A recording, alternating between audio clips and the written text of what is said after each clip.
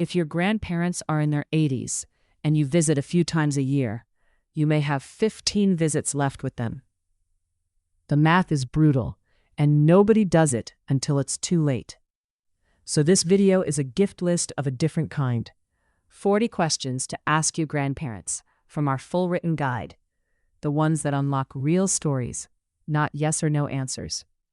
Here are the 15 I'd start with. Group the way a real conversation actually flows.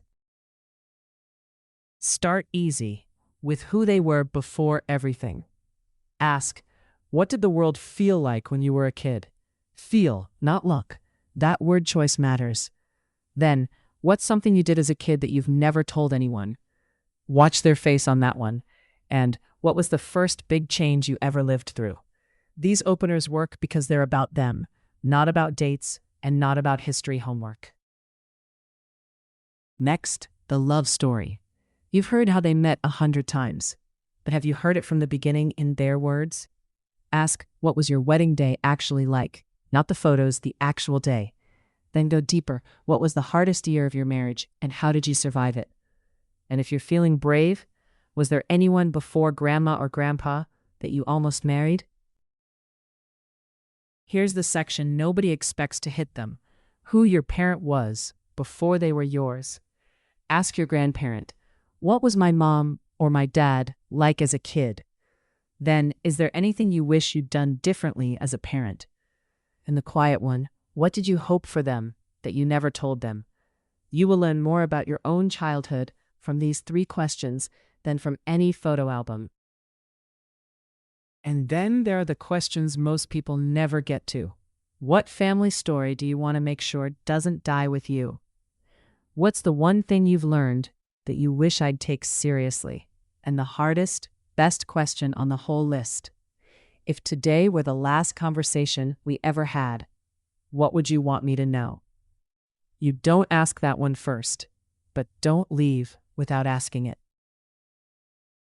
Now, the part that matters more than any question.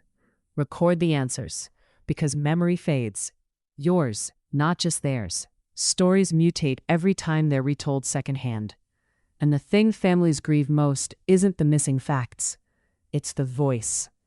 A story written down is a story saved. A story recorded is a person saved. Recording is easier than it's ever been. Put your phone on the table and just talk. Or use a tool built for this. With memory murals, you ask a question, they answer out loud. And it saves the recording, the transcript, and the photo together. A private family archive your kids can hear someday in their voice. However you do it, phone, app, or camcorder, the method matters less than the habit. One question, one story, every visit. All 40 questions, organized by theme, with tips for grandparents who don't like talking about themselves, are in the written guide linked below. Subscribe if you want more calm, practical videos about preserving your family's stories. And call your grandparents this week. Ask them one thing from this list. You already know which question you're afraid of running out of time to ask.